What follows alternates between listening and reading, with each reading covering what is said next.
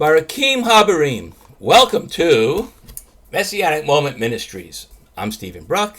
You know who you are. Today's the last day of April 2024. Now, we've been told, more than once actually, that God knows our heart. David, for instance, we're told David was a man after God's own heart. And we've been commanded to love the Lord our God with all our heart. That's Deuteronomy 6:5. But, is having a heart for God really enough? By the way, let's do some administrative stuff. Just get it out of the way. Don't forget, please, subscribe on the website. I'm trying to get the subscribe button back. If it's not there, just keep an eye out until it comes up again.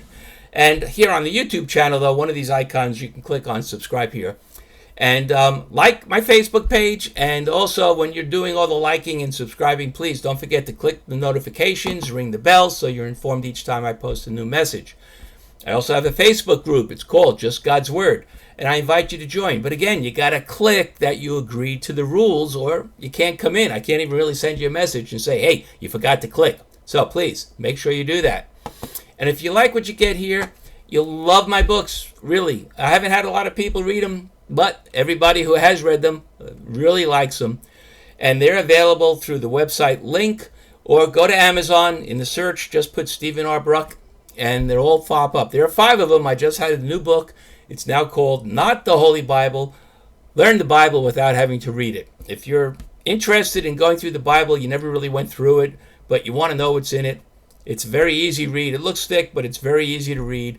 Or better yet, give it to somebody who you know is kind of interested but doesn't really want to have to read that whole King James thing. It's perfect for them. All right, let's get today's message. I think most people who have been believers for a while have heard that, Abraham was saved by faith.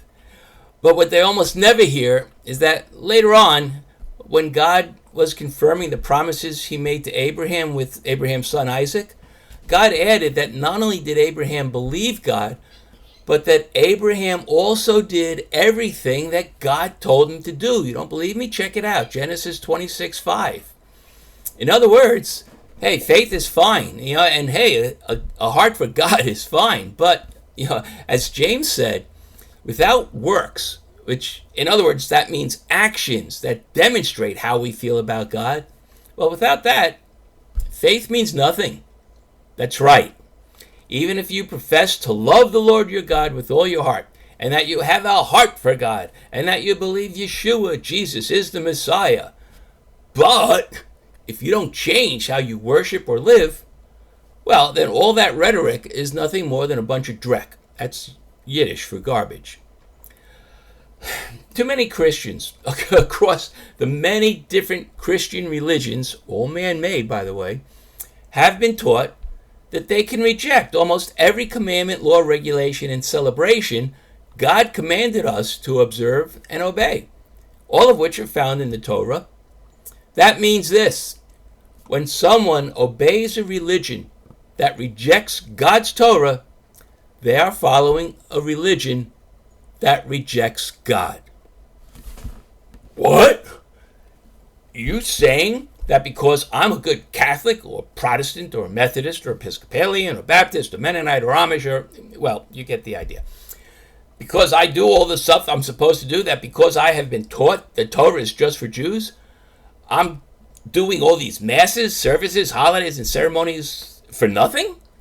All my attempts to be a good, fill-in-the-blank religion, are not pleasing to God, but in fact, are probably displeasing to him?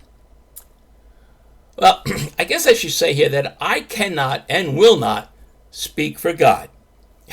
I remember how God was so teed off with Job's friends when they did that. So instead, let's do this. God gave Moses the Torah to teach to the Israelites, who God said would be his kingdom of priests. You don't believe me? Check it out. Exodus 19:6. Now, obviously, the job of a kingdom of priests is that they should take God's Torah, which really doesn't mean law, it means teachings, take it to everybody else, the Goyim, the nations, in order to teach them how to live a righteous life by obeying the Torah, so that they can be with God eternally. All right, with me so far? Okay, good. So here's what I am asking you to consider. Let's say you're God and you give the Jews your Torah for them to learn and bring to everyone else so they too can be found righteous. Because, as you told Ezekiel, this is Ezekiel 18:23, you aren't pleased with anyone's death, and that you would much rather they do teshuvah and live. Well, we don't really get to see this teaching of the Torah to the Goyim until after Yeshua. But instead of following what you have said to do, instead, these Gentiles pretty much ignore everything in your Torah, creating their own Torah with their own man-made holidays, their own ceremonies, their own regulations, and their own laws. So, Nu, how would you feel about that? I believe that even if you have a heart for God, that won't mean much at Judgment Day. Yes, even if you're a believer. If during your life you didn't even try to be obedient to what God said to do, instead of following the religions of men. And as I said, I won't speak for God, but when someone goes before God and says, I just did what they told me to do, I think God might reply with something to the effect of, I understand that you did what they told you to do, but it's what I say that counts. Well, thank you for being here. That's it for today. I think I gave you enough to think about. So until then, Lihitrot and Baruch Hashem.